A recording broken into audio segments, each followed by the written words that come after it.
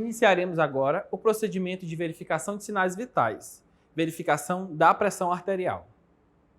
O objetivo desse procedimento é verificar a pressão arterial dos pacientes que estão internados na nossa clínica. No nosso caso, aqui do nosso curso, ou na clínica médica, ou na UTI, tá bom? Se o paciente não estiver monitorizado. Aplicação, tá? Nós vamos realizar esse procedimento em pacientes internados no ambulatório, em pronto atendimento, tá? Que tenham prescrição ou médica ou prescrição de enfermagem para realizar o procedimento, tá bom? A responsabilidade deste procedimento é do enfermeiro, do técnico de enfermagem e do auxiliar de enfermagem. O que nós vamos usar para realizar o procedimento, tá, gente? Nós vamos usar, primeiro, uma bandeja simples, tá? Nós vamos levar até o paciente, tá bom? Aqui eu coloquei também uma cúpula com um pouco de algodão embebido em álcool para a gente fazer a limpeza, do nosso material, tá? Álcool 70 e o material para verificação de sinais vitais, tá bom? Vamos descrever ele agora, para a gente entender passo a passo como fazer e o que realizar. Primeiro, eu vou descrever para vocês o procedimento, mostrando alguns pontos, tá, no nosso paciente. Depois eu vou realizar o procedimento num todo, tá bom? Primeiro, o que a gente sempre tem que fazer antes de realizar um procedimento? Higienização das mãos, tá? Eu preciso fazer a higienização das mãos com álcool, tá? Se não tiver sujidade nas mãos, tá? Sempre eu tenho que lembrar desse ponto. Tá? Segundo, eu vou reunir o meu material na minha bandeja, tá? Então, na bandeja, eu vou reunir todo o material que eu preciso, tá? O estetoscópio e o esfigmo, tá bom? Vou pôr aqui ao lado. Quando eu for ao paciente, eu sempre preciso, gente, me identificar, tá? Identifique-se e, em seguida, você vai ver o nome do paciente, identificar o paciente, tá bom? Eu me identifico, Olá. Eu sou o enfermeiro Edivan e vou realizar o procedimento no senhor agora de verificação, tá, da sua pressão. Qual é o seu nome? Leandro. Sempre lembrando, eu preciso perguntar para ele o nome, tá? Eu não posso chegar e falar, olá, o senhor é o Leandro, porque como eu falei antigamente, nos outros vídeos, ele pode não ser o Leandro e falar, ok, sou eu, tá? Então a gente sempre pergunta. Informe ao paciente que você vai verificar a pressão dele, que este é o procedimento. Tá? Como eu toquei no meu paciente, eu vou fazer o que novamente, gente? Higienizar minhas mãos. Tá? Uso novamente o álcool para higienizar as mãos antes de realizar o procedimento no meu paciente. Tá? Vou selecionar o manguito de tamanho adequado. Isso é muito importante. A gente sempre tem... Tá, gente? Esse manguito que é um manguito universal, tá? Nos ambientes de saúde. Porém, nós temos 3 tipos de manguito. O pediátrico, infantil. Temos esse que é adulto, que vem escrito adulto nele. E temos para obeso, que ele é bem maior. Então, é interessante a gente observar, o braço do paciente, e ver qual manguito que se adequa para que a gente tenha um valor adequado mesmo, tá? Eu vou posicionar o paciente de forma adequada. O que é esse posicionamento de forma adequada? O paciente não pode... Cruza as pernas para mim, por favor. Não pode estar com a perna cruzada. Não pode, tá bom?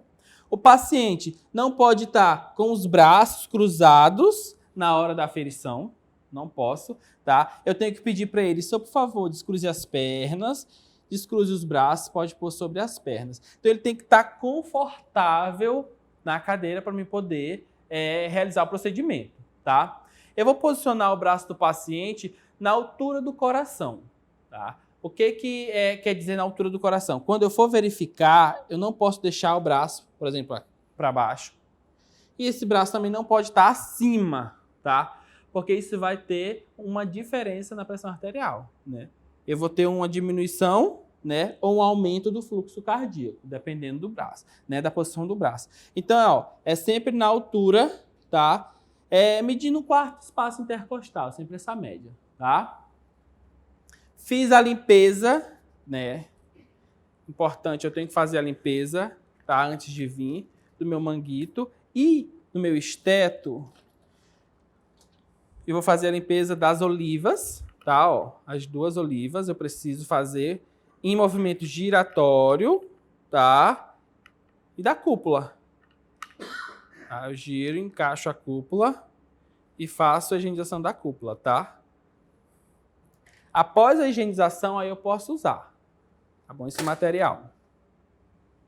O que eu vou pedir? Para que o paciente fique tranquilo, tá? Respire normalmente, tá? E aí eu vou fazer a medição aqui, de onde eu vou colocar meu manguito.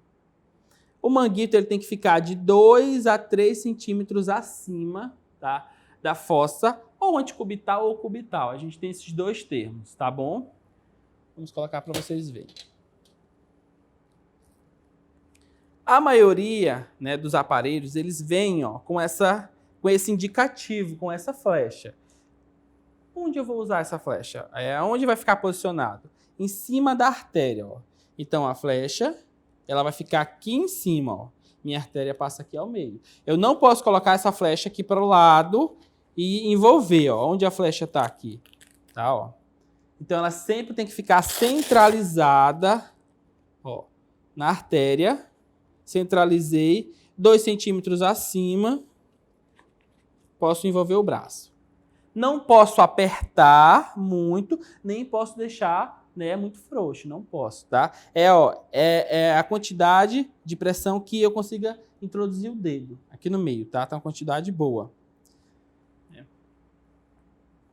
Tenho que posicionar o manômetro para que eu possa visualizar bem, né? Ele também eu posso tirar se o paciente estiver deitado, colocar ao lado, tá? Mas ele vem com o dispositivo para ser encaixado aqui, tá? É muito importante que eu tenha uma noção de onde está a minha rede arterial e venosa, tá? Porque aqui eu posso sentir tanto na minha artéria radial, tá? E aí eu vou com calma sentir, peguei o pulso, senti o pulso. Agora eu posso saber se essa pressão sistólica ou diastólica está alta ou não, né? Vamos para o procedimento, tá? Vou iniciar o procedimento, tá bom? Só fique tranquilo. Bom, bem lembrar, a tranquilidade do paciente. O que vai fazer essa tranquilidade do paciente variar, tá? O que vai fazer ela variar? O uso, né, de cigarro, por exemplo. Se o paciente tiver fumado antes, gente, no mínimo 5 minutos ele tem que ficar em repouso. Café também vai alterar a pressão arterial, né, e os batimentos cardíacos do meu paciente, tá bom?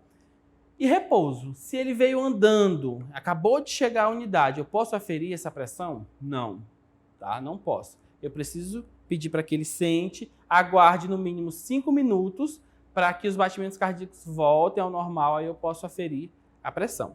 Eu vou descrever para vocês passo a passo antes de fazer o procedimento. O que eu vou fazer? Eu vou ter que sentir o pulso, né? Sentir o pulso do paciente, né? Eu vou colocar um dedo acima da minha região média, né, da fossa cubital, tá? O esteto.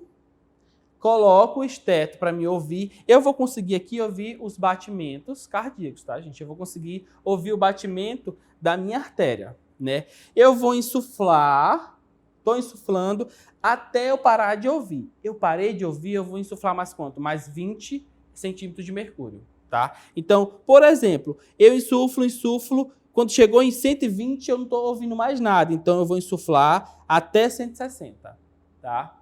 Então é sempre 20 a mais. Insuflei até 160, eu vou fazer a deflação lenta até eu não ouvir mais nada. Eu vou ouvir os dois sons, né, diastólico e sistólico, tá bom? Então eu vou fazer para que vocês vejam, tá?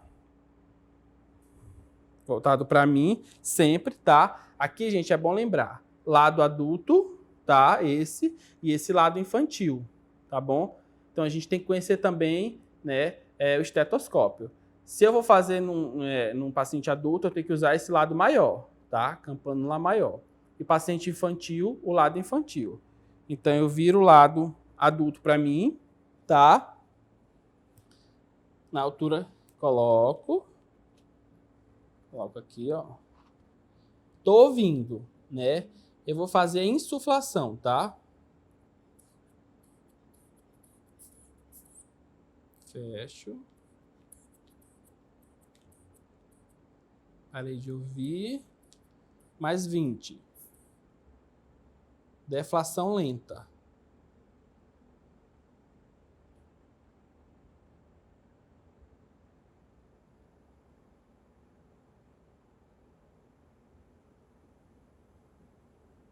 Último som em 60. Então, quando eu faço a deflação lenta, licença, tá? Pode baixar.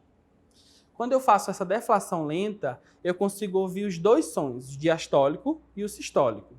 A partir do momento que eu não ouço, eu posso abrir tudo e deixar desinsuflar, tá bom? Sempre é importante não deixar no braço do paciente tá insuflado, né? Peço para o paciente continuar aguardando aqui e faço o quê? Anoto. Anoto para que eu não esqueça, tá bom? Então, eu já faço a anotação e peço para que ele aguarde. Aí, vamos dizer que eu não consegui aferir corretamente, eu fiquei com dúvida no valor.